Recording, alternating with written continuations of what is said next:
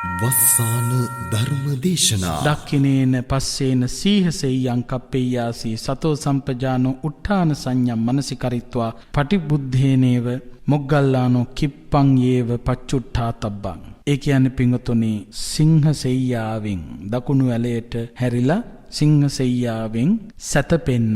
හැබැයි කොහොමද සැතපෙන්න කිව්වේ? අවදි විය යුතු වේලාව අදිෂ්ඨාන කොට සැතපෙන්න. මොග්ගල්ලාන අවදි වූ විගස නැගිටින්න. බලන්න එතන දීපු පණිවිඩය. මේ කොහොම කරලා නිින්දයන් නැත්තම් දකුණු පැත්තට හැරිලා සිංහසෙය්‍යාවෙන් නිදියන්න. හැබැයි නිදියන්න ඕන කොහමද? අවදි විය යුතු වේලාව අදිෂ්ඨාන කොට සැතපෙන්න.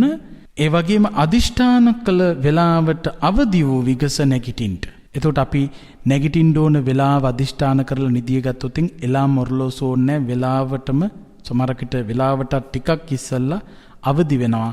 ඒ අවදි වෙච්ච ගමන්ම නැගිටින්න කිව්වා. දැන් අපිට තියෙන ප්‍රශ්නේ මොකද්ද? අදිෂ්ඨාන කරලා නිදියන්නකෝ බලන්න එලාම් එකක් ඕනේ. අදිෂ්ඨාන කරලා නිදිය ගත්තොත් අදිෂ්ඨාන කරපු වෙලාවට අවදි වෙනවාමයි.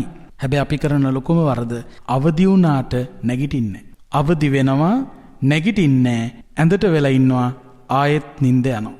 ඒ නිින්දෙදි ආයෙ අවදි වෙන්න ඕන වෙලාවක් කලාවක් ඇතුව නෙවෙයි නිදියන්නේ. ඉතින් බොහෝ වෙලාවක් ඒ නිින්ද ඇදීගෙන යනවා. ඒ නිසා මේ නැගිටිය යුතු අවදි විය යුතු වෙලාව අදිෂ්ඨාන කරලා නිදිය ගන්න.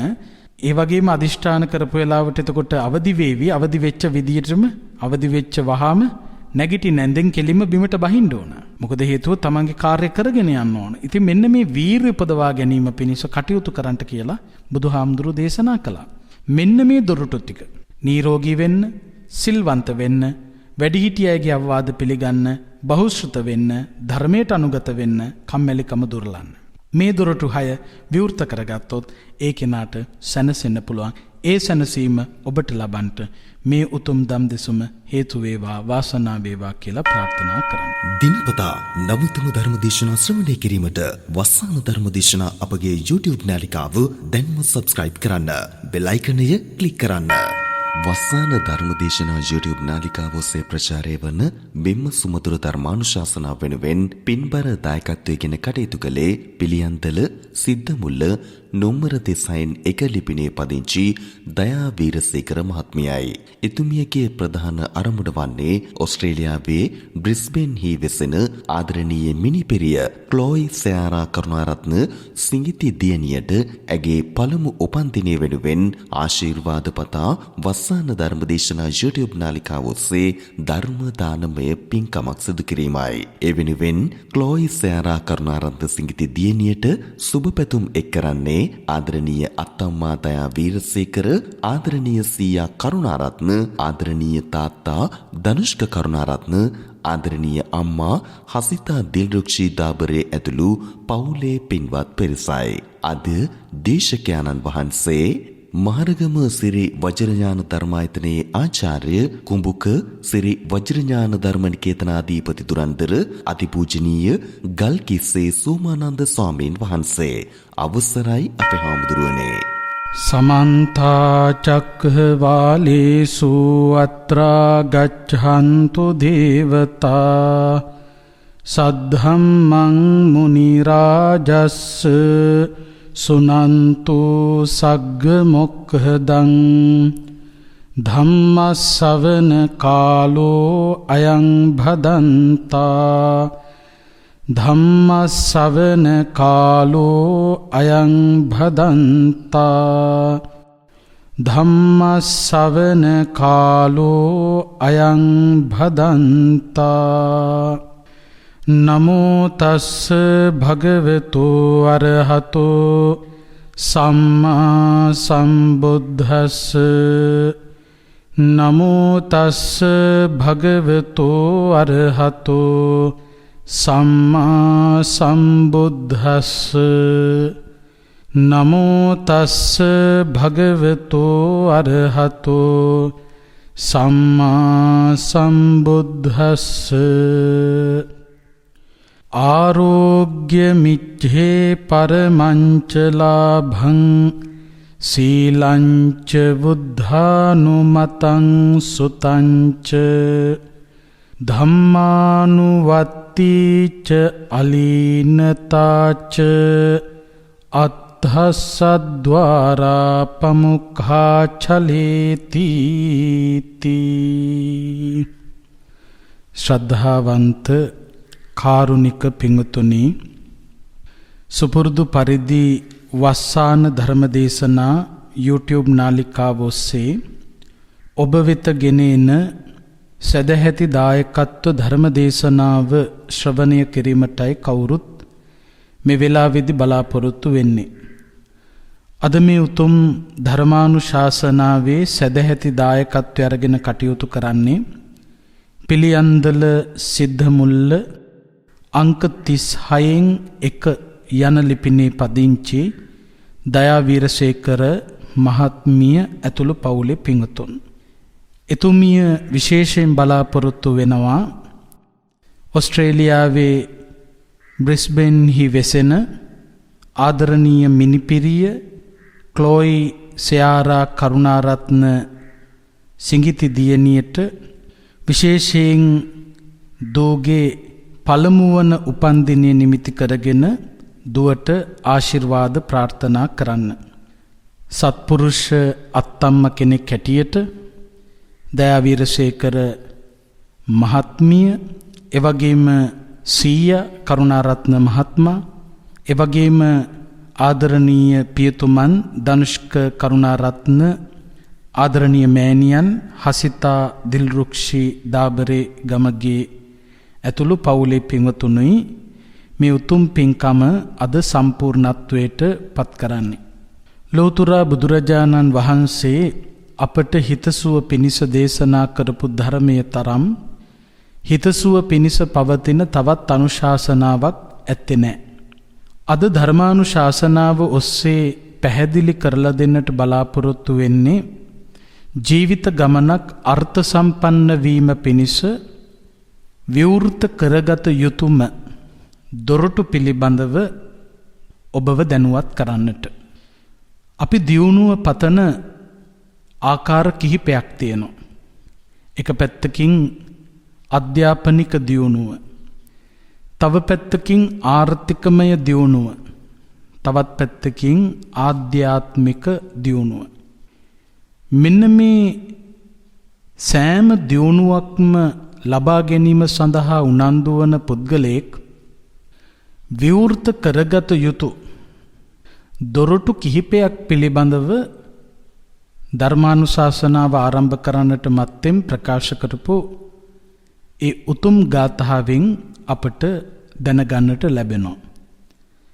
බුදුරජාණන් වහන්සේ දේශනා කළා ආරෝග්‍ය මිච්ඡේ පරමංච ලාභං. දියුණුව පතන ඕනෑම කෙනෙක් ළඟ නිරෝගීකම තිබිය යුතුයි. ආරෝග්‍ය මිච්ඡේ පරමංච ලාභං. නිරෝගීකම ගැන කල්පනා කරන්න ඕන. එතකොට එතන නිරෝගීකම කියලා කියනකොට කායික නිරෝගීකම වගේම මානසික නිරෝගීකම, මේ අංශ ද්වයම ගැන අපි කල්පනාකාරී විය යුතුයි. ශාරීරික වශයෙන් වැළඳෙන්න පුළුවන් රෝගාබාධයන්ගෙන් ආරක්ෂා වෙලා ඉන්නවා වගේම මානසික වශයෙන්ුත් හැදෙන්න පුළුවන් රෝග නිවාරණය කර ගැනීම සඳහා අපි මහන්සි ගන්න ඕන. කායිකව හෝ මානසිකව හෝ අපි රෝගී වුණොතින් අපි පතන, අපි බලාපොරොත්තු වන අධ්‍යාපනික දියුණුව, ආර්ථිකමය දියුණුව, ආධ්‍යාත්මික දියුණුව අපට ලබා ගන්නට හැකියාවක් ලැබෙන්නේ නැහැ. ඒ නිසා හොඳට මතක තබා ගන්න, නිරෝගීකම ආරක්ෂා කරගන්න. ආරෝග්‍ය පරමා ලාභා කියලත් බුදුහාමුදුරු දේශනා කළා. පරම ලාභය නිරෝගීකම. රජකම් කළත් වැඩක් වෙන්නේ නැහැ ලෙඩෙක් නම්. ඒ නිසා මේ ලෙඩ නැති ජීවිතයක් ගෙවන්න අපි උනන්දු වෙන්න ඕන. ඒ සඳහා අනුගමනය කළ යුතු වැඩපිළිවෙලක අපි යෙදෙන්න ඕන. එක පැත්තකින් කල්පනා කරනකොට ව්‍යායාම කිරීම, භාවනා කිරීම, මේවා නිරෝගී වෙන්න හේතු වන කාරණා. එතකොට පළවෙනියටම දියුණුව පිණිස විවෘත කරගත යුතු දොරටුව තමයි රෝගී නැති නිරෝගී ජීවිතයක්. ආරෝග්‍ය මිච්ඡේ පරමංච ලාභං. ඊළඟට දෙවෙනි කාරණාව තමයි සීලං. සිල්වන්ත වෙන්න ඕන. සීලය කියලා කියන්නේ මොකක්ද කියන එක ගැන නිතර ධර්මය අහන අය හොඳට දන්නවා. සාමාන්‍යයෙන් සීලය පිළිබඳව විග්‍රහ කරන්නේ කය සහ වචනය කියන දොරටු දෙකෙහි ඇති කරගන්න සංවරකම. හැම දියුණුවකටම පත්වෙන අය, සාර්ථක දියුණුවකට පත්වෙන අය තමන්ගේ කායික හැසිරීම සහ තමන්ගේ වාචසික හැසිරීම සංවර කරගෙන සිල්වත් කරගෙන කටයුතු කිරීමක් තිබෙනවා. එතකොට මෙන්න මේ සීලය නැත්තම් ඒ කෙනාගේ දියුණුව නිසියාකාරව සිද්ධ වෙන්නේ නැහැ. දැන් බෞද්ධයන් හැටියට අපි නිතරම මතක් කරන්නේ පංචශීල ප්‍රතිපදාව දිවිහිමියෙන් ආරක්ෂා කරන්නට. පංචශීල ප්‍රතිපදාව ආරක්ෂා කරන කෙනාට සැබවින්ම දියුණුවක් ලබා ගන්නට පුළුවන්කම ලැබේ. දැන් බලන්න පින්වතුනි, දුස්සීලකම් කරන්න ගියොත් අධ්‍යාපනය ලබන කාලේ, ආර්ථිකය ශක්තිමත් කරගන්න වෑයම් කරන කාලේ, ඒ වගේම ආධ්‍යාත්මික වශයෙන් දියුණු විය යුතු කාලේ, අන්නේ කියන දුස්සීල ප්‍රතිපදාවන්හි යෙදෙන්නට ගත්තොතින් ඔබට ඒ අංශවල දියුණුව ලබන්නට පුළුවන්කමක් ලැබෙන්නේ නැහැ. අපිට සමාජය දිහා බලනකොට හොඳටම දකින්න ලැබෙනවා, සමහරක් විට මේ අධ්‍යාපනය ලබන කාලේ සමහර දරුවෝ වැරදි වැඩවලට යොමු වෙලා, සමහරක් විට සත්තු මරන්න, සමහර විට මිනි මරන්න, හොරකම් කරන්න, ඒ වගේම කාමයන්හි වැරදි විදියට යෙදෙන්න, බොරු කියන්න, මත්ද්‍රව්‍ය භාවිත කරන්න, මෙන්න මේ විදියට නොමනා කටයුතු වලට යෙදෙන්න ගියාම ඒ දරුවන්ට සිදු වෙන්නේ කුමක්ද? අධ්‍යාපනය බිඳ වැටෙන තත්වයකට පත්වෙන්න සිද්ධ වෙනවා. ඒ වගේම ආර්ථිකය ගැන කල්පනා කරනකොටත් එහෙමයි. සමහර මිනිස්සු ඉන්නවා පින්වතුනි අපේ රටේ, උදේ ඉඳලා රෑ වෙනකම් මහන්සි වෙලා මේ ගිනියම් අවුවේ සමහරකට පුදුම විදියට දුක් විඳලා ඒ දවසට ලැබෙන යම්කිසි මුදලක් තියනවා නම් හවසට මොකද කරන්නේ? අර උදේ ඉඳලා හවස් වෙනකම් මහන්සි වෙච්ච එකේ මහන්සිය නිවා ගන්න කියලා මත්ද්‍රව්‍ය භාවිතා කරනවා. ඒ සඳහා අර හම්බ කරපු සම්පූර්ණ ධනෙ වියදම් කරනවා. එතකොට පොඩ්ඩක් හිතලා බලන්න, උදේ ඉඳලා හවස් වෙනකම් මහන්සි වෙලා උපයන ධනෙන් මත්ද්‍රව්‍ය භාවිතා කරනවා නම් ඒකේ නා උදේ ඉඳලා හවස් වෙනකම් කරලා තියෙන්නේ මත්ද්‍රව්‍ය භාවිතා කරන්න අවශ්‍ය කරන ධනෙ හොයපු එක විතරයි. අමතර ඉතිරියක් සිද්ධ වෙන්නේ. එතකොට දුස්සීල ජීවිත ගත කරන කෙනෙක් කොච්චර ආර්ථිකය ශක්තිමත් කරගන්න හැදුවත් දියුණුවක් ලබන්නට පුළුවන්කමක් ලැබෙන්නේ නැහැ. මහා කෝටිපති වුණා දුස්සීලකම් කරන්න ගියාම මොකද වෙන්නේ? තමන්ට හිතාගන්න බැරි වේගයකින් ඒ ධනය පිරිහිලා නැති වෙලාම යනවා. ආධ්‍යාත්මික වශයෙන් උනත් එහෙමයි. දැන් මේ කාල සීමාව පිළිබඳව කල්පනා කරනකොට අතිශයින් වැදගත් කාල සීමාවක්. මොකද හේතුව එක පැත්තකින් බුද්ධෝත්පාද කාලය, අනිත් පැත්තෙන් මනුස්ස ලෝකයේ උපත, තවත් පැත්තකින් බුදුරජාණන් වහන්සේ දේශනා කරපු ධර්මයේ ශ්‍රවණය කරන්න පුළුවන් පරිසරයක්. මෙන්න මේ වගේ කාල සීමාවක යම්කිසි කෙනෙක් දුස්සීල ජීවිත ගත කරනවා නම් මේ අවස්ථාව මගහරවගත්ත, මේ අවස්ථාවෙන් නිසි ප්‍රයෝජනය නොලබපු පුද්ගලෙක් බවට පත් වෙනවා. ඒ නිසා පින්වතුනි, දුස්සීලකම් නොකර සිල්වන්ත වෙන්න ඕන. එතකොට විශේෂයෙන් පංචශීල ප්‍රතිපදාව ආරක්ෂා කරන තරමට දියුණු වෙන්න පුළුවන්. ඒ දියුණුව සාර්ථකයි. දැන් කෙනෙක් අපිත් එක්ක තර්ක කරයි පන්සිල් කඩන මිනිස්සු දියුණු වෙලා තියෙනවානේ කියලා. සමහරකට ධනෙන් දියුණු වෙන්න පුළුවන්. මහා ලොකු සල්ලිකාරයෙක් වෙන්න පින්වතුනි, මහා ලොකුවට දුක් විඳින්න ඕනේ. මහා ලොකු සල්ලිකාරයෙක් වෙනවා කියන එක මහා ලොකු වැඩකුත් නෙවෙයි. හැබැයි නිවැරදිව කාටවත් හානියක් නොකර සාධාරණ විදියට දියුණු වෙනවයි කියන එකයි අමාරු. වැරදි වැඩ කරලා දියුණු වෙන්න උවමනාවක් තිබුණා නම් ඕනම කෙනෙකුට මේ වෙනකොට මහා ධනවත් මිනිස්සු බවට පත් වෙන්න පුළුවන්. හැබැයි ඒක වැඩක් වෙන්නේ නැහැ. කොච්චර කෝටි ගණන් සල්ලි හම්බුණත් Taman ඒ ධනෙ උපයලා තියෙන්නේ සමාජයට ගිනි තියලා නම්, මිනිස්සෙකුට හානියක් කරලා නම්, කරදරයක් කරලා නම් ඒකේ විපාක Tamanට දරුණු විදියට මුහුණ පාන්න වෙනවා. දැන් සමහර ගෙවල් වල ස්වභාවය බලන්න කෝටි ගණන් සල්ලි තිබ්බට හැමදාම මේ ගෙවල් වල ඇවිලෙනවා. ගිනි ගන්නවා, ප්‍රශ්න. මහා ලොකු අර්බුද තියෙනවා. ඔය එළියට පෙන්වන සුන්දරත්වයේ සමහර සල්ලිකාර මිනිසුන්ගේ ඇතුලේ නැහැ. එතකොට ආර්ථිකය ශක්තිමත් කරගන්නත් සිල්වන්තකම තියෙන්න ඕන. එතකොට පළවෙනියට නිරෝගී වෙන්න ඕන, දෙවෙනියට සිල්වන්ත වෙන්න ඕන. තුන්වෙනි කාරණාව තමයි බුද්ධානුමතං වැඩිහිටි අයගේ අවවාද අනුශාසන පිළිපැදිය යුතුයි. අපි අපේ ගමන යනකොට අපට වඩා වැඩිහිටියන්ගේ අවවාද අපට අපේ ජීවිතය සාර්ථක කරගන්න හේතුවක්. මෙතන මේ වැඩිහිටියෝ කියනකොටත් ඒ වචනය ගැනත් අපි තේරුම් ගන්න ඕන.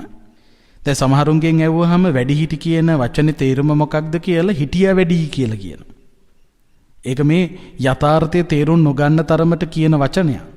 වැඩිහිටි කියන්නේ හිටියා වැඩි කියන එක නෙවෙයි. වැඩිහිටියෝ පිළිබඳව විග්‍රහ කරනකොට මේ සඳහන් වෙනවා ගුණවෘද්ධ, වයෝවෘද්ධ, තපෝවෘද්ධ යනාදී වශයෙන්. ඔය වැඩිහිටි කියන වචනය තමයි වෘද්ධ කියන්නේ. එතකොට දැන් එක පැත්තකින් වයෝවෘද්ධ කියන්නේ Tamanට වඩා වයසින් වැඩිහිටි.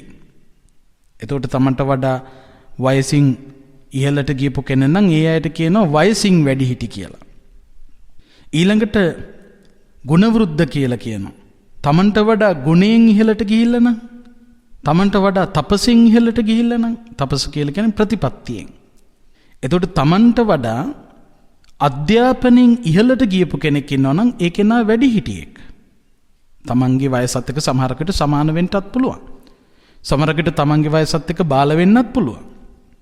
දැනුමින් වැඩිහිටියෙ කෙනා.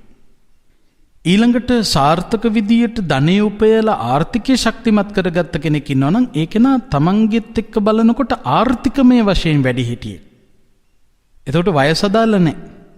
ඊළඟට ආධ්‍යාත්මික ගමන පිළිබඳව කල්පනා කරනකොට තමන් ඉන්න මට්ටමට වඩා එහා ගියපු ආධ්‍යාත්මික ශක්තියක් යම් කිසි කෙනෙක් ගාව තියෙනවා නම් ඒ කෙනා ආධ්‍යාත්මික වශයෙන් වැඩිහිටි. එතකොට වැඩිහිටියන්ගේ අවවාද පිළිගන්න කියලා කියන්නේ අධ්‍යාපනය ලබන ළමයෙක්, හොඳ අධ්‍යාපනයක් ලැබපු, උගත්කම ඇති කරගත්ත, විභාග වලින් සමත් වෙච්ච යම්කිසි පුද්ගලෙක් ඉන්නවා නම් ඒ කෙනා දෙන උපදෙස් අවවාද පිළිපැදිය යුතුයි. මොකද ඒ කෙනා ජය අරගෙනයි අපට කියන්නේ. ඊළඟට ආර්ථිකමය වශයෙන් ඔබට දියුණු වෙන්න නම් ආර්ථිකය ශක්තිමත් කරගත්ත, ව්‍යාපාර දියුණු කරගත්ත කෙනෙක් ඔබට දෙන උපදෙස් අපි පිළිගන්න ඕන. ආධ්‍යාත්මික වශයෙන් දියුණු වෙන්න නම් Tamanට වඩා ආධ්‍යාත්මික වශයෙන් ඉහළට ගියපු කෙනෙකුගේ අවවාද පිළිගන්න ඕන. එතකොට බුද්ධානුමතං කියන්නේ Tamanට වඩා උගත්කමින් වෙන්න පුළුවන්, ආර්ථිකමය වශයෙන් වෙන්න පුළුවන්, ආධ්‍යාත්මික වශයෙන් වෙන්න පුළුවන්, සිල්වන්තකමින් වෙන්න පුළුවන්, ගුණවන්තකමින් වෙන්න පුළුවන් ඉහළට ගියපු කෙනෙකුගේ අවවාද අනුශාසනා හිස්මුදුනේ තබාගෙන নমස්කාර පූර්වකව ඒවා පිළිගන්න ස්වභාවයක් තියෙන්න ඕනේ. අන්න ඒ කෙනා දියුණුව කරා ගමන් කරනවා. ඊළඟ කාරණාව තමයි බහුශ්‍රත භව. බහුශ්‍රත වෙන්න ඕන. බහුශ්‍රත කියලා කියන්නේ මේ හැම දෙයක් පිළිබඳවම දැනුම එකතු කරගන්නවත් එක්කම මේ ලෝකේ යථාර්ථය පිළිබඳව ඉගෙන ගන්න ඕන. ඇත්තටම බහුශ්‍රත කියන්නේ ධර්මයේ පිළිබඳව මනා දැනුමක් ඇති කර ගැනීම. මොන දේ පිළිබඳව දැනගත්තත් වැඩක් වෙන්නේ නැහැ මේ ධර්මයේ පිළිබඳව දන්නේ නැත්තම්. මොකද හේතුව මේ ලෝකේ යථාර්ථය ගැබ් වෙලා තිබෙන්නේ ධර්මයේ තුල. ඒ නිසා තමයි බුදුහාමුදුරුවෝ දේශනා කළ අභිඤ්ඤයේසු ධම්මේසු අභිඤ්ඤා සිද්ධි. මේ ලෝකේ හැම කෙනෙක්ම දැනගත යුතු ධර්මයක් තියෙනවා. අන්නේ දැනගත යුතු ධර්මය යම්කිසි කෙනෙක් දැනගත්තා නම් එය 이르දියක් හැටියට බුදුහාමුදුරුවෝ දේශනා කළා. එතකොට මේ ලෝකේ හැම කෙනෙක්ම දැනගත යුතු ධර්මය කුමක්ද? දැනගත යුතු ධර්මය තමයි පින්වතුනි සතර පරමාර්ථ ධර්ම ගැන. ජාති භේදයකින් තොරව, ආගම් භේදයකින් තොරව, කුලමල භේදයකින් තොරව මේ ලෝකේ ජීවත් වෙන මිනිස්සු මේ ලෝකේ පෙනෙන දේ ඇතුළේ තිබෙන ගැඹුර දකින්න ඕන. එතකොට සතර පරමාර්ථ ධර්ම කියලා කියන්නේ චිත්ත චෛතසික රූප නිබ්බාන. අපි මේක ගැඹුරින් විග්‍රහ කරලා දුන්නොත් බුදුහාමුදුරුවෝ දේශනා කරපු ධර්මය කොටස් දෙකකට බෙදන්න පුළුවන්. ඒවට කියනවා ද්විවිධ දේශනා. විදි දෙකක්. ඒ තමයි සම්මුති දේශනා සහ පරමත්ත දේශනා. සම්මුති දේශනාව කියලා කියන්නේ කුමක්ද? සම්මුති දේශනාව කියන්නේ ලෝක සම්මුතිය තුල පිහිටා බුදුහාමුදුරුවෝ සිදු කරපු දේශනාව. පරමත්ත දේශනාව කියලා කියන්නේ ලෝක සම්මුතියෙන් එහා ගිහිල්ලා ලෝක ව්‍යවහාරයෙන් එහා ගිහිල්ලා ඉක්මවා ගිහිල්ලා සිදු කරපු දේශනාව. එතකොට දැන් ලෝක ව්‍යවහාරයෙන් එහා ගිහිල්ලා ව්‍යවහාරය කියලා කියන්නේ ලෝකයා පාවිච්චි කරන කතාවක් වචන මේවයින් එහා ගිහිල්ලා ප්‍රකාශ කරපු දේශනාව. එතකොට ඒකට තමයි සතර පරමාර්ථ ධර්ම කියන්නේ. එහෙම නැත්නම් පරමත්ත දේශනාව කියන්නේ. එහෙම නැත්නම් අභිධර්ම දේශනාව කියන්නේ. එතකොට පරමත්ත දේශනාව තමයි අභිධර්ම දේශනාව. අභිධම්ම කියන වචනේ තේරුම මොකක්ද? අභි කියන්නේ ගැඹුරුයි. එතකොට දැන් සම්මුති දේශනාව කියන්නේ ගැඹුරු නෑ, සරලයි. පරමත්ත දේශනාව කියන්නේ සරල නෑ, ගැඹුරුයි. එතකොට ගැඹුරුයි කියලා එතනදී අදහස් කරන්නේ තේරුම් ගන්න බෑ කියන එක නෙවෙයි. සම්මුති ලෝකයේ අපට දකින්න ලැබෙන දේ ඇතුළත තිබෙන යථා ස්වභාවය පෙන්වන ධර්මය තමයි අභිධර්මය. ගැඹුර පෙන්වන ධර්මය තමයි අභිධර්මය. ස්කන්ධ ධාතු ආයතන වශයෙන් විග්‍රහ කරලා දීලා තියෙනවා. ඒ කියන්නේ අපිට මේ පේන එකේ ඇතුළේදී පේන එක හැදුණු විදිය. දැන් හිත ගැන කල්පනා කළොත් අපි සාමාන්‍ය සම්මුති ලෝකයේ මිනිස්සු හිත ගැන අල්ලගෙන ඉන්න ක්‍රමයක් තියෙනවනේ. අපි හිත ගැන අල්ලගෙන තියෙන විදිය. දැන් සමහර විට සමහරු කියනවා මේ මගේ හිත රිදුණා. මම මේ වෙන සිහියක හිත තියාගෙන හිටියේ. මගේ හිත හරියටම මේ කම්පා වෙලා තියෙන්නේ.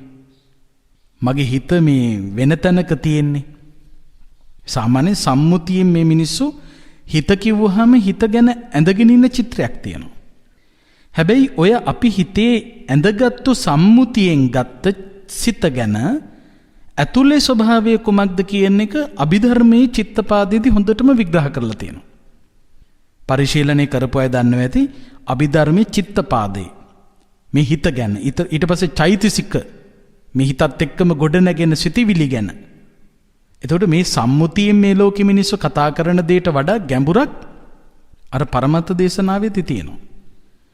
දැන් උදාහරණයක් ඇටියට ගත්තොත් අපිට මේ සම්මුතියෙන් පේන දේ මේ පේනේවා ඒ විදියටම අපි ග්‍රහණය කරනවා තමයි. හැබැයි මේක ඇතුළෙත් කතාවක් තියෙනවානේ. ඒ ඇතුළේ කතාව අපි තේරුම් ගන්න නැහැනේ. සමහරකට දන්නවා දැනගත්තත් තේරුම් ගන්න නැහැනේ. දැන් හොඳ උදාහරණයක් ගත්තොත් හිස් ඉඩමක් තියෙනවා. මේ හිස් ඉඩම අපි මිලදී ගන්නවා. හිස් ඉඩම මිලදී අරගෙන අපි මොකද කරන්නේ? ඒ ඉඩමේ තමන් හදන්න කැමති ගෘහයේ නැත්තම් ගොඩනැගිල්ලේ සටහනක් ඇඳ ගන්නවා. ප්ලෑන් එකක් ඇඳ ගන්නවා. ප්ලෑන් එක ඇඳගෙන අපි මොකද කරන්නේ? කොන්ත්‍රාත්කරුවෙකුට බාර දෙනවා මට මෙන්න මේ ප්ලෑන් එකට අදාළ ගෙදර හදලා දෙන්න. කොන්ත්‍රාත්කරුවා මොකද කරන්නේ? මේ ප්ලෑන් එක අතට අරගෙන අධ්‍යයනය කරලා ගේ හදන්න පටන් ගන්නවා. ගේ හදන්න පටන් ගන්නකොට මොකද කරන්නේ? එක ලොරියක් එනවා, වැලි බානවා, තව ලොරියක් එනවා, සිමෙන්ති බානවා, තව ලොරියක් එනවා, කළු ගල් බානවා, බාසුන් නැහැල ටික එකතු වෙනවා, අත්තිවාරම් කපනවා, කළු ගල් දානවා, සිමෙන්ති වැලි වතුර එකතු කරලා බදාම අනලා දානවා. ටික ටික ගේ හදාගෙන ගොඩ නගාගෙන යනවා.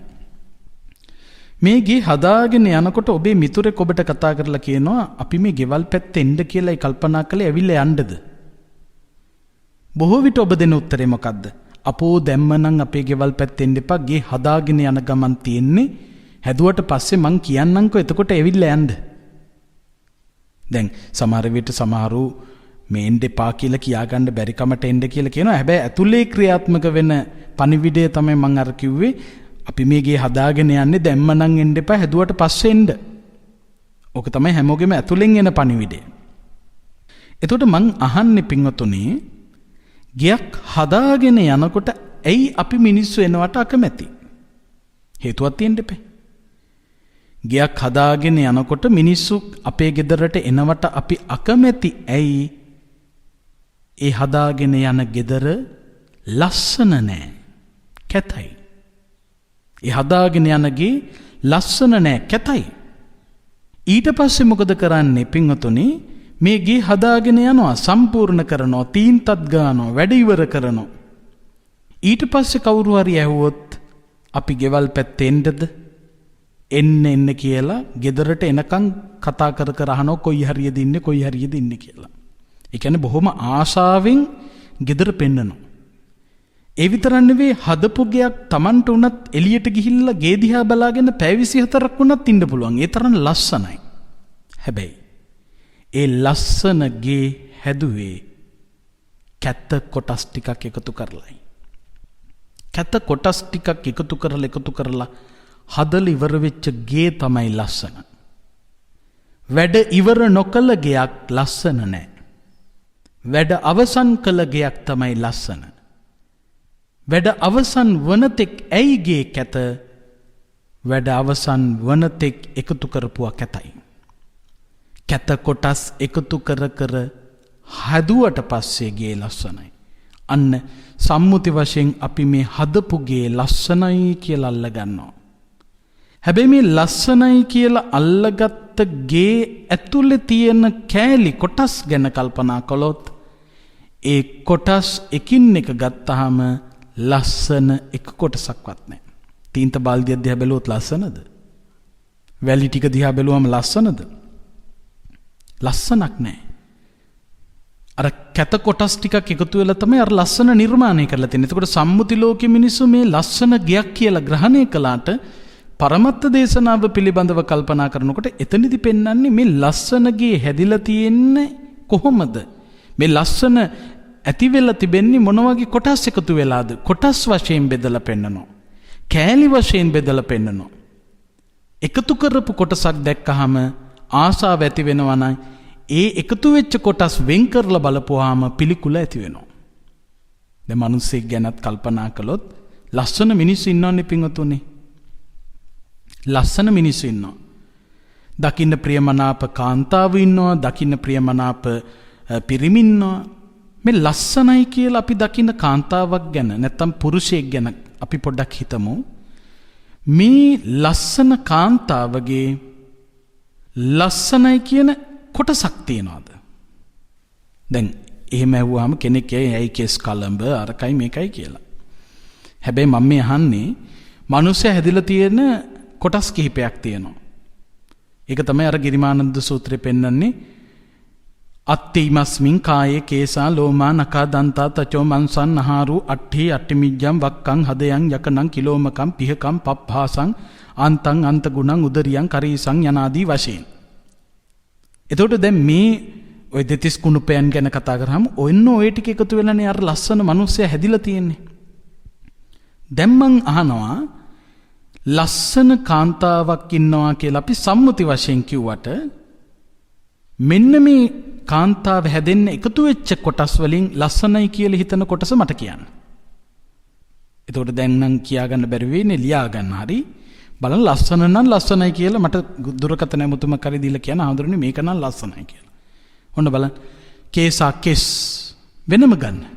දැන් ලස්සන මිනිස්සෙක් හැදෙන්න එකතු වෙච්ච ඒවා මේ කෙස් ලස්සනද? පිළිකුල්. ලෝමා ලොම් නකා නියපොතු ඒ ටික විතරයි මතක් කරන්නේ. මොකද ඒවා එකතු වෙලා තමයි හැදිලා තියෙන්නේ. නකා නියපොතු දන්තා දත් තචෝ හම මන්සම් මස් නහාරු නහර අට්ටි ඇට අට්ටි මිජ්ජ ඇට මිදුළු වක්කම් වකුගඩු හදයන් හදවත යකනං අක්මාව. එතකොට මේ කියන 32 ගැන කල්පනා කළොත් මේ කුණුපයන් ගැන කල්පනා කළොත් මේවා එකක්වත් ලස්සන නැහැ. ඇයි ලස්සන නැත්තේ? වෙනම ගත්තාම පිළිකුලක් මිසක ලස්සන නැහැ.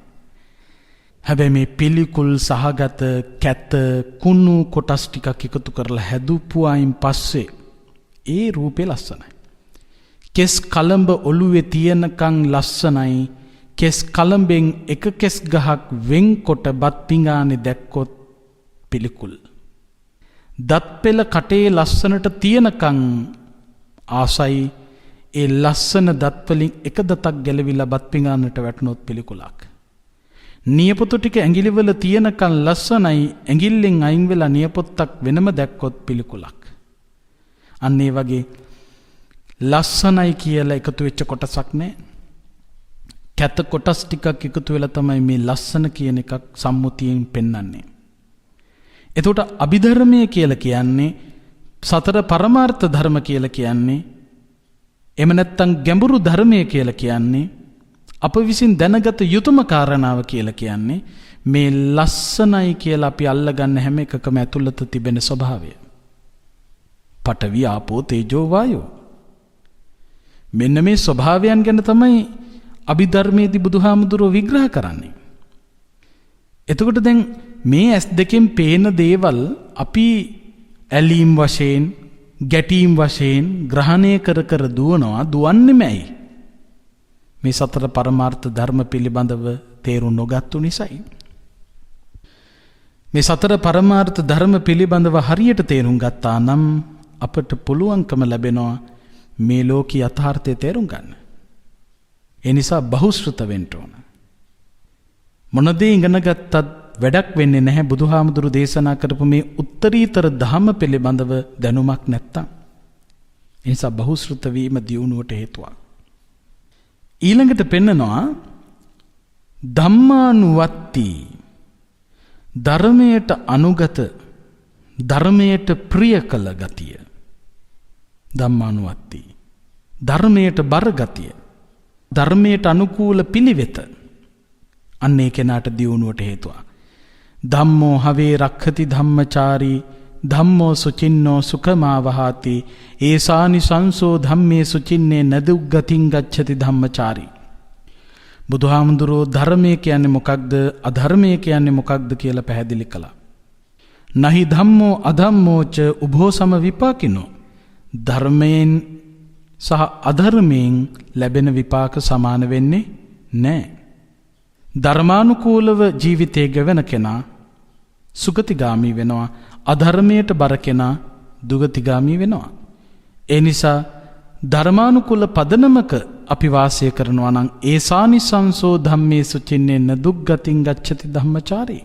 දුගතියකට වැටෙන්නේ නැහැ ඒ ධර්මචාරී වීමේ ආනිසංස හැටියට. ඒ නිසා ධර්මයට අනුගත වෙච්ච ස්වභාවයක් ඇති කරගන්න. හැම ක්‍රියාවකම කල්පනා කරන්න ඕන මේක ධර්මයට අදාළද නැත්නම් අධර්මයට අදාළද? මේ මම කරන ක්‍රියාව ධර්මානුකූල ක්‍රියාවක්ද අධර්මානුකූල ක්‍රියාවක්ද? මම මේ පිට කරන වචනය ධර්මානුකූල වචනයක්ද නැත්නම් අධර්මයට බර වචනයක්ද? මගේ මේ සිතවිලි ධර්මානුකූල සිතවිලිද නැත්නම් අධර්මයට බර සිතවිලිද?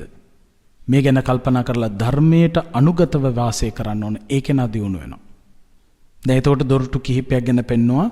නිරෝගී විය යුතුයි දියුණු වෙන්න උත්සාහ කරන කෙනා, සිල්වන්ත වෙන්න ඕන දියුණු වෙන්න උත්සාහ කරන කෙනා, තමන්ට වඩා ගුණයෙන් වැඩි හිටි, උගත්කමින් වැඩි හිටි, ඊළඟට ආධ්‍යාත්මිකත්වයෙන් වැඩි හිටි, උදවියගේ අවවාද පිළිගන්න ඕන, ධර්මයේ පිළිබඳව බහුශ්‍රතකම තියෙන්න ඕන, ධර්මානුකූල පදනමක ජීවත් වෙන්න ඕන. ඊළඟ කාරණාව තමයි අලීනතාච. අලීනතා කියලා කියන්නේ කම්මැලි නොවිය යුතුයි. අලස නොවිය යුතුයි. අලස වෙනවා නම් කම්මැලි වෙනවා නම් ඒ කෙනාට මේ දැවැන්ත ගමන කෙලවර කරන්නට වීරියක් එන්නේ නැහැ.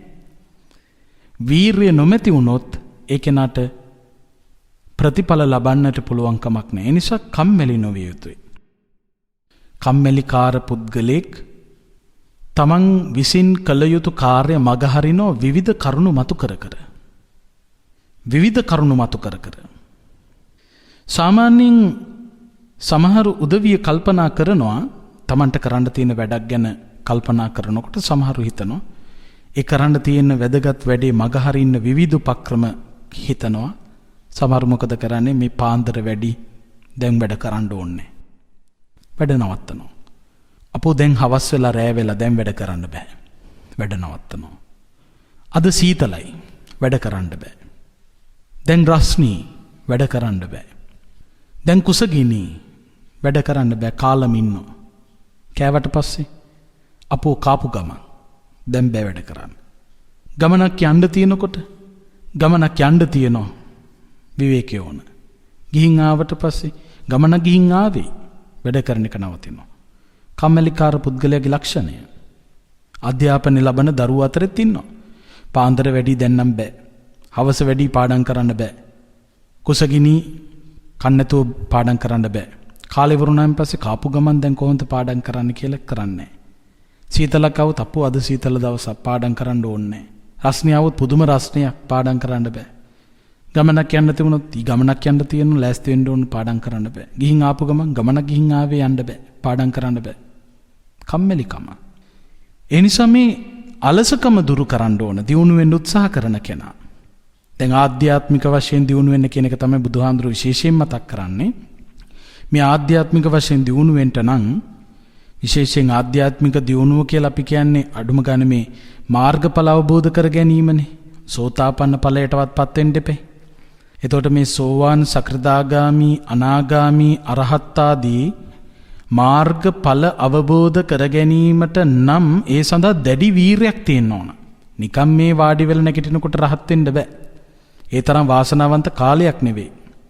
පේනවනේ තත්පරයක් පාසා මේ හිතේ තණ්හාව වර්ධනය කරන කිලිටි සිතිවිලි වර්ධනය කරන දේවල්මනේ අපිට දකින්න අහන්න ලැබෙන්නේ. ඒ නිසා පින්වතුනි අපට ලේසි නෑ. ගොඩක් වෙහෙසෙන්න ඕන, මහන්සි ගන්න ඕන. එතකොට දැන් අද විතරක් නෙවෙයි බුදුහාඳුරු වැඩ හිටපු කාලෙත් මේ මාර්ගඵල අවබෝධ කරගන්න දැඩි වෙහෙසක් වීරයක් වඩපු කතා ප්‍රවෘත්ති දකින්නට ලැබෙනවා. වීරවන්තව ක්‍රියා කරනකොට ප්‍රතිඵල නොලැබෙන තැන සමහර විට වෙහෙස, උදාසීනකම, අලසකම, නිදිමත ගතිය ඇති වෙන්න පුළුවන්. දැන් මේ කියන කාරණාව අධ්‍යාපනය ලබන දරුවන්ට ආර්ථිකය හදාගන්න උත්සාහ කරන මේ හැමෝටම වැදගත්. දැන් අපි භාවනාව ගැන ගත්තාම ආධ්‍යාත්මික දියුණුව ඇති කරගන්න භාවනාදී කටයුතු වල යෙදෙන්න ඕන. මේ කාර්ය සම්පූර්ණ කරනකොට අපිට එන අභියෝග ඉස්සරහ අපි කොහොමද හැසිරෙන්න ඕන. දැන් මේ විශේෂයෙන් මේ කියන මෙතනින් පස්සේ මේ කියන කාරණාව අධ්‍යාපනය ලබන ළමයින්ට පාඩම් කරන්නටත් ඊළඟට භාවනාදී කටයුතු වල යෙදෙන ඇත්තන්ට ඒ මඟ වඩන්නත් හේතුවක්. ඔය බුදුහාමුදුරු දේශනා කරපු සූත්‍රයක් තියෙනවා මේ පචලායන මාන සූත්‍රය කියලා. මේ සූත්‍රෙදී මුගලන් තෙරුන්ටයි දේශනා කළේ මගධ රටේ කල්ලවාල මුක්ත කියන ගමේ සමීපයේ වනාන්තරයක මුගලන් තෙරුන් වැඩ වාසය කරනකොට මේ දැඩි වීරයක් ඇති කරගෙන මේ සක්මන් භාවනාවේදීලා සක්මන කෙලවරේ තෙරුන් වහන්සේ මේ නිදිකිරා වැටෙන්න පටන් ගත්තා. කම්මැලිකම ඇති වෙලා. ඒ නිදිකිරා වැටි ඉන්නකොට දැන් භාවනාව පැත්තකට වීසි වෙලා දැන් නිදිමතයි. නිදිකිර කිරා ඉන්නවා. නිදිකිර කිරා ඉන්නකොට බුදුහාමුදුරු කල්පනා කළා මුගලන් තෙරුන් වහන්සේ දැන් නිදි කිරනවා. මෙහෙම අලස වෙලා බෑ. උද්‍යෝග ඇති කරවීම පිණිස පෙනී ඉඳලා අවවාදයක් දෙන්න ඕන කියලා මොකද කළේ? මුගලන් තෙරුන් වහන්සේව හමු වෙන්න ගිහිල්ලා මුගලන් තෙරුන් වහන්සේව ආමන්ත්‍රණය කළා. මුගල්ලාන මොකද මේ නිදිමතේ? මොකද මේ කම්මැලිකමෙන් ඉන්නේ? දැන් නිදි කිරා ඉන්නේ මුගලන් තෙරුන් වහන්සේ. ඒ වෙලාවේ බුදුරජාණන් වහන්සේ මේ නිදිමත නැති කරගන්න කරන්න ඕන වැඩ කිහිපයක් පෙන්වනවා. මේක මේ පාඩම් කරන ළමයින්ටම හරි වටිනවා. බුදුහාඳුරු දේශනා කරනවා දැන් උදව් කරනවා මුගලන් තෙරුන්ට මේ මනස වීරිය තුල රඳවන්න. යමක් ආධ්‍යාත්මික වශයෙන් දියුණුව පිණිස නිවන පිණිසම හසුරවන්න යොමු කරවන්න උදව්වක් මේ සපයන්නේ. බුදුහාඳුරු පෙන්නනවා යථා සංඤිස්සතේ විහෙරතෝ තම් මිද්ධං ඔක්කමති තං සංඤං මා මනසාකාසි තං සංඤම්මා බහුලමකාසි. දැන් යම් කිසි දෙයක් පිළිබඳව හිතාගෙන යනකොට නම් ওই නිදිමත ආවේ නිදිමත නැති කර ගැනීම පිණිස මොග්ගල්ලාන ඒ හිතාගෙන ආපු දේ වෙනත් සිතවිල්ලක් බවට පත් කරගන්න. ඒ කියන්නේ හිතාගෙන ආපු එකේම යන්න එපා. හිතාගෙන ආපු එකේම යන්න එපා, වෙනස් කරන්න. දැන් අපි හිතමු සිංහල කවි කිය කවි පාඩම් කර ඉන්නකොට නිදිමතාව නම් ඒක පොත වහලා දාලා බුදියන්න යන්න එපා. ගණන් ටිකක් හදන්න ගන්නවා. අන්න ඒකයි කියන්නේ. ඒ කරගෙන ආපු සිහියෙන් වෙනත් එකකට යන්න. එතකොට වෙන සිහියකට කිව්වහම අවසිහියක් නෙවෙයි හොඳ සිහියකට. හොඳ සිහියකට යන්න. එක දිගටම යනකොට සමහරකට උදාසීන වෙනවා. දැන් අර පෙන්නනෝනේ මේ කඳු නැගගෙන බැහැගෙන ඇවිදගෙන දුවගෙන පැනගෙන එනකොටත් මහන්සිලු කයට. එක තැනක වාඩි වෙලා දවස් 4-5ක් ඉන්න කිව්වොත් ඒත් මහන්සිලු. මේ හිත ගැන කල්පනා කළොත් එහෙම හිත මෙහෙට දුවනකොටත් හිත වෙහෙසෙනවා, එක තැනක ඉන්නකොටත් හිත වෙහෙසෙනවා. එතකොට මොකද කරන්නේ? එක තැන ඉන්නත් ඕනනේ. සතිපට්ඨානේ සිහි පිහිටවන්න එපේ. සිහිය පිහිටවන්න ඕනේ. යම් කිසි තැනක සිහිය පිහිටුවගෙන ඉන්නකොට උදාසීනකමක් අලසකමක් ඇති වුනහම තවත් හොඳ තැනකට සිහිය පිහිටවන්න ඕන. ඒකයි මේ කියන්නේ. ඔන්න පළවෙනියටම පෙන්නනවා මොග්ගල්ලානේ හිතාගෙන ආපු සංඥාව වෙනස් කරන්න. වෙන හොඳ සංඥාවකට යන්න. දැන් බුද්ධානුස්සතිය වඩ아가ගෙන එනකොට නිදිමතාව නම් මෙත්තානුස්සතිය වඩන්න පුළුවන්. ඒ වගේ. එහෙම කරලත් නිදිමත ගතිය යන්නේ නැත්තම් දැන් එහෙම කළා කියලා සමහරකට නිදිමත තියෙන්න පුළුවන්. එහෙම කරලා නිදිමත එනවා නම් මොකද්ද කරන්න කිව්වේ? යථා සුතං යථා පරියත්තං ධම්මං චේතසා අනුවිතක්කේයාසි අනුවිචාරේයාසි මනසානුපෙක්ඛේයාසි. තමන් අහලා තියෙන ධර්ම කාරණාවක් ඉගෙනගත් ධර්ම කාරණාවක් මෙනෙහි කරන්න. කල්පනා කරන්න. ඒ ධර්මයේ සාකච්ඡා කරන්න. තමන් සමගම ඒ ධර්ම කාරණාවක් මෙනෙහි කරන්න. එහෙම ධර්ම කාරණාවක් මෙනෙහි කර කර යනකොට ඒත් නිදිමත යන්නේත් නැත්තම් මොකද්ද කරන්න කිව්වේ? යථා සුතං යථා පරියත්තං ධම්මං විත්තරේන සජ්ජායං කරෙය්‍යාසි. ඒ ඉගෙනගත් ධර්ම කාරණාවක් සජ්ජායනා කරන්න. එතකොට දැන් වචන භාවිතා කරලා සජ්ජායනාවක් කරනවා. අනිත් අයටත් ඇහෙන්න, Tamanටත් ඇහෙන්න සජ්ජායනා කරන්න පුළුවන්. ඒ සජ්ජායනා කරනකොට නිදිමත ගතිය අඩු වෙනවා. ඒ සජ්ජායනා කරලත් නිදිමත ගතිය යන්නේ නැත්තම් මොකද්ද කරන්න කිව්වේ? ඊළඟට කිව්වා උභෝ කන්න සෝතානි ආවිඤ්ඤයාසි පානිනා ගත්තානි අනුමජ්ජයාසි. මේ කන් දෙක මිරිකණ්ඩ. ඊළඟට මේ කම්මුල් එහෙම ටිකක් අදින්න. මේ නිදිමත නැති කරගන්න ක්‍රම මේ භාවනා කරනකොට ඊළඟට පාඩම් කරනකොට නිදිමතක් ආවම කන් දෙක අල්ලගෙන පොඩ්ඩක් කන් දෙක මිරිකන්න ඕන. ඉතින් ඒ වගේ දේවල් කරන්න ඕන. ඒකයි කිව්වේ. එහෙම කරලත් නිදිමත යන්නේ නැත්තම් උට්ඨායාසන උදකේන අක්ඛිනි අනුමජ්ජිත්වා දිසා අනුවිලෝකෙය්‍යාසි නක්කත්තානි තාරක රූපානි උල්ලෝකෙය්‍යාසි. එහෙම කරලත් නිදිමත ගතිය යන්නේ නැත්තම් වතුර ටිකක් අරගෙන S2 ගාගෙන මූණ ටිකක් හොදගෙන ඈත තියෙන තරු දිහා බලන්න පුළුවන්. ටික වටපිට බලන්න. එහා මෙහා ටික වටපිට බලන්න. ඈත තියෙන දෙයක් දිහා බලන්න. එතකොට නිදිමත ගතිය අඩු වෙනවා. එහෙම කරලත් නිදිමත ගතිය යන්නේ නැත්තම් මොකද්ද කරන්න කිව්වේ? ආලෝක සංඥම් මනසිකරෙය්‍යාසි දිවා සංඥම් අදිත්තේයාසි යතහා දිවා තතහා රත්තිං යතහා රත්තිං තතහා දිවා ඉති විවටේන චේතසා අපරියෝනද්දේන සප්ප භාසංචිත්තං භාවීයාසි. දැන් රාත්‍රී කාලේ ඉන්නකොට තමන් හිතන්න ඕන රාත්‍රී කාලේ හිටියට මම මේ ඉන්නේ දිවා කාලය තුලයි කියලා ආලෝක සංඥාව ඇති කරගන්න. මේ දවල් කාලය. මේ දවල් කාලයේ තමයි මං ඉන්නේ කියන සංඥාව ඇති කරගත්තාම කොයි විදියටද දවල් කාලේ වැඩ කරන්නේ? ආන් මේ වගේ දිවා කාලය තමයි මේ කියන ආලෝක සංඥාව මෙනෙහි කරන්න ඕන. එහෙම කරලා නිදිමත යන්නේ නැත්තම් ඊට පස්සේ මොකද්ද කරන්න කිව්වේ? පච්ඡාපුරේ සංඤි චංකමං අදිත්තේයාසි අන්තෝගතේහි ඉන්ද්‍රියේහි අභිගතේන මානසේන. සක්මන් භාවනාවේ දෙන්න. සක්මන් කරන්න. එතකොට සක්මන් කරනකොට මොකද වෙන්නේ? මේ නිදිමත ගතිය නැති කරගන්න පුළුවන්. ඊළඟට පෙන්නනවා එහෙම කරලත් නිදිමත ගතිය යන්නේ නැත්නම් දක්ඛිනේන පස්සේන සීහසෙය්‍යං කප්පෙය්‍යාසි සතෝ සම්පජානෝ උත්ථාන සංඤම් මනසිකරිත්වා පටිබුද්ධේනේව මොග්ගල්ලානෝ කිප්පං යේව පච්චුට්ඨාතබ්බං.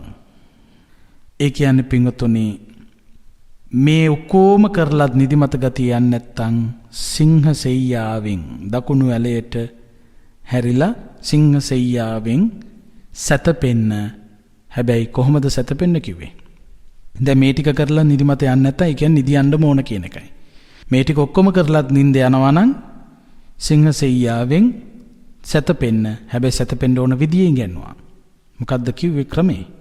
අවදි විය යුතු වේලාව අදිෂ්ඨාන කොට සැතපෙන්න මොග්ගල්ලාන අවදි වූ විගස නැගිටින්න. බලන්න එතන දීපු පණිවිඩය. මේ ඔක්කොම කරලා නිින්දයන් නැත්තම් දකුණු පැත්තට හැරිලා සිංහසෙයියාවෙන් නිදියන්න. හැබැයි නිදියන්න ඕන කොහමද? අවදි විය යුතු වේලාව අදිෂ්ඨාන කොට සැතපෙන්න. ඒ වගේම අදිෂ්ඨාන කළ වේලාවට අවදි වූ විගස නැගිටින්න. එතකොට අපි නැගිටින්න ඕන වේලාව අදිෂ්ඨාන කරලා නිදිය ගත්තොත් එලාම් ඔරලෝසු ඕනේ වේලාවටම සමහරකට වේලාවට ටිකක් ඉස්සෙල්ලා අවදි වෙනවා. ඒ අවදි වෙච්ච ගමන්ම නැගිටින්න කිව්වා. දැන් අපිට තියෙන ප්‍රශ්නේ මොකද්ද?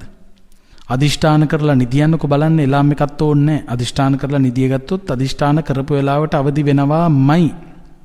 හැබැයි අපි කරන ලොකුම වරද අවදි වුණාට නැගිටින්නේ. අවදි වෙනවා නැගිටින්නේ. ඇඳට වෙලා ඉන්නවා ආයෙත් නිින්ද යනවා. ඒ නිින්දෙදි ආයෙ අවදි වෙන්න ඕන වෙලාවක් කලාවක් ඇතුව නෙවෙයි නිදියන්නේ. ඉතින් බොහෝ වෙලාවක් ඒ නිින්ද ඇදීගෙන යනවා. ඒ නිසා මේ නැගිටිය යුතු අවදි විය යුතු වෙලාව අදිෂ්ඨාන කරලා නිදිය ගන්න. ඒ වගේම අදිෂ්ඨාන කරපු වෙලාවට එතකොට අවදි වේවි. අවදි වෙච්ච විදියටම අවදි වෙච්ච වහාම නැගිටින්න ඇඳෙන් කෙලින්ම බිමට බහින්න ඕන. මොකද හේතුව තමන්ගේ කාර්ය කරගෙන යන්න ඕන. ඉතින් මෙන්න මේ වීරිය උපදවා ගැනීම පිණිස කටයුතු කරන්නට කියලා බුදුහාමුදුරුවෝ දේශනා කළා. මෙන්න මේ දොරටු ටික නිරෝගී වෙන්න, සිල්වන්ත වෙන්න, වැඩිහිටියගේ අවවාද පිළිගන්න, බහුශ්‍රත වෙන්න, ධර්මයට අනුගත වෙන්න, කම්මැලිකම දුරලන්න.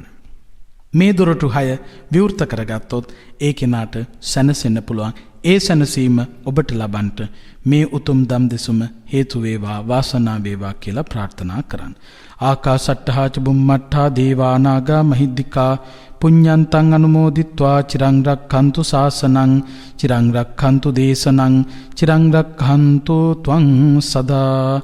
අද මේ උතුම් ධර්මානුශාසනාවේ සදැහැති දායකත්වය අරගෙන කටයුතු කරන්නේ පිළියන්දල සිද්ධ මුල්ල අංක 36න් එක ලිපිනේ පදිංචි දයාවීරසේකර මහත්මිය. එතුමිය විශේෂයෙන් බලාපොරොත්තු වෙන ඕස්ට්‍රේලියාවේ බ්‍රිස්බේන්හි වෙසෙන ආදරණීය මිනිපිරිය ක්ලෝයි සයාරා කරුණාරත්න චූටි දූට පළමුවෙනි උපන්දිනය නිමිති කරගෙන ආශිර්වාද ප්‍රාර්ථනා කරන්න. විශේෂයෙන් දයාවීරසේකර අත්තම්මා, ඒ වගේම කරුණාරත්න සීයා, ධනුෂ්ක කරුණාරත්න තාත්තා, හසිතා දිල්රුක්ෂි මෑණියන් අම්මා ඇතුළු කොට ඇති පින්වත් කොයි කවුරුත් එකතු වෙලා මේ උතුම් පින්කම සිද්ධ කරනවා. ඒත් එක්කම දයාවීරසේකර මහත්මිය බලාපොරොත්තු වෙනවා පරලෝසපත් දයාබර දෙමව්පියන් වන KGA රොසලින් ආදරණීය මෑණියන්ට පින් දෙන්නත්, චාර්ලිස් වීරසේකර ආදරණීය පියාණන්ට, ජිනදාස වීරසේකර සහෝදරයාට, කරුණාරත්න මහත්මයාගේ ආදරණීය පියාණන් ඇතුළු දෙපාර්ශවයේම නමින් පරලෝසපත් සියලුම ඥාතීන්ට පින් අනුමෝදන් කරන්නට බලාපොරොත්තු වෙනවා. ඒ වගේම දයාවීරසේකර මහත්මියගේ ආදරණීය ස්වාමි පුරුෂයාණන් වන කරුණාරත්න මහත්මයාට සෙත් පතන්නත්, එතුමාගේ පවුලේ සියලු දෙනාටම නිදුක් නිරෝගී සුව ප්‍රාර්ථනා කරන්නටත් බලාපොරොත්තු වෙනවා. ඒ වගේම ධර්ම ශ්‍රවණය කළ රටවැසි ලෝවැසි සියලු දෙනාටම සසර දුක් නිමා කොට උතුම් අමා මහ නිවනින් සැනසීම පිණිසත් වසාන ධර්ම දේශනා YouTube නාලිකාවේ ගයන් දුෂ්‍යන්ත මහත්මයා ඇතුළු සමස්ත කාර්ය මණ්ඩලයටත් පවුලේ පිඟුතුන්ටත්, ඒ වගේම ඔබට නිරතුරුවම දම් දෙසුම් පවත්වන ගෞරවනීය මහා සංඝරත්නයට සෙත් ප්‍රාර්ථනා කරන්නටත් බලාපොරොත්තු වෙනවා. ඉතින් නම් සඳහන් කළ නොකළ නමින් මිය ගිය ඥාතීන්ටත් දෙවියන්ටත් පින් අනුමෝදන් කරමු. ඥාතීන් දෙවියෝ මෙපින් අනුමෝදන්ව සසර දුකින් එතරව උතුම් නිවනින් සැනසෙත්වා කියන හැඟීමෙන් ඉදම්මේ ඥාතේනං හෝතු සුඛිතා හොන්තු ඥාතයෝ ඉදම්මේ ඥාතේනං හෝතු සුඛිතා හොන්තු ඥාතයෝ ඉදම්මේ ඥාතේනං හෝතු සුඛිතා හොන්තු ඥාතයෝ ඉත්තාවතාච අම්හෙහි සම්භතම් පුඤ්ඤ සම්පදං සබ්බේ දේවානුමෝදන්තු සබ්බ සම්පත්ති සිද්ධියා ඉත්තාවතාච අම්හෙහි සම්භතම් පුඤ්ඤ සම්පදං සබ්බේ දේවානුමෝදන්තු සබ්බ සම්පත්ති සිද්ධියා ඉත්තාවතාච අම්හෙහි සම්භතම් පුඤ්ඤ සම්පදං සබ්බේ දේවානුමෝදන්තු සබ්බ සම්පත්ති සිද්ධියා. මෙසේ රැස් කරගත් සකල කුසලානිසංසයන්ගේ බලෙන් කාටත් උතුම් ධර්මාවබෝධය පිණිසම හේතු වාසනා වේවා කියලා සාදු කියලා නිවන් පතන්න. ඔහොම වන්දනා කරගන්න කවුරුන්.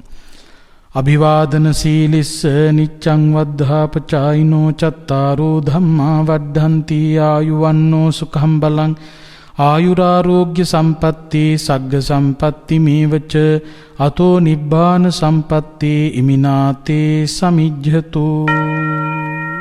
වස්සාන ධර්මදේශනා YouTube නාලිකාව ඔස්සේ ඔබ ඒ ශ්‍රවණය කළේ ඔස්ට්‍රේලියාවේ බ්‍රිස්බේන්හි වෙසෙන ආදරණීය මිනිපිරියවන ක්ලෝයි සෑරා කරුණාරත්න සිංගිති දියණියට ඇගේ පළමු උපන්දිනය වෙනුවෙන් ආශිර්වාද පතා වස්සාන ධර්මදේශනා YouTube නාලිකාව ඔස්සේ සිදු කළ ධර්ම දානමය පින්කමයි. ක්ලෝයි සෑරා කරුණාරත්න සිංගිති දියණියට සුබ පැතුම් එක් කරන්නේ ආදරණීය අත්තම්මා දයා වීරසේකර, ආදරණීය සීයා කරුණාරත්න, ආදරණීය තාත්තා ධනුෂ්ක කරුණාරත්න, ආදරණීය අම්මා හසිතා දෙල්රුක්ෂී දාබරේගමගේ ඇතුළු පවුලේ පින්වත් පිරිසයි. සිදු කළා වූ ධර්ම දානමය කුසලයේ අනුභවයේ බලයෙන් එම පින්වත් පිරිසටත් නිදුක් නිරෝගී සුවය උදා වේවායි සාදු සිතින් ප්‍රාර්ථනා කරමු. ධම්මසු ඔබ සැමටත් සම්මා සම්බුදු සරණයි. විදේශගතව සිටින ඔබටත් ඔබේ ජන්මදිනය වෙනුවෙන් ඔබෙන් වෙන් වූ නැහිත මිතුරන් වෙනුවෙන් පුණ්‍ය අනුමෝදනා කිරීමටත් සුජීවත්ව සිටින ඔබේ දෙමාපියන්ට ආශිර්වාද කිරීමටත් වස්සාන ධර්මදේශනා YouTube නාලිකාව ඔස්සේ දායකත්ව ධර්මදේශනා ප්‍රචාරය කිරීම සඳහා දැන්ම කතා කරන්න 071 57 57 13 දුරකථන අංකයට 071 57 57 13 දුරකථන අංකයට. ධම්මසු ඔබ සැමට තෙරුවන් සරණයි. 071 8 57 57 13 071 8 57 57 13. වස්සාන ධර්මදේශනා දිනපතා නවතම ධර්මදේශනා ශ්‍රවණය කිරීමට වස්සාන ධර්මදේශනා අපගේ YouTube නාලිකාව දැන්ම සබ්ස්ක්‍රයිබ් කරන්න. බෙල් අයිකනය ක්ලික් කරන්න. වස්සාන ධර්මදේශනා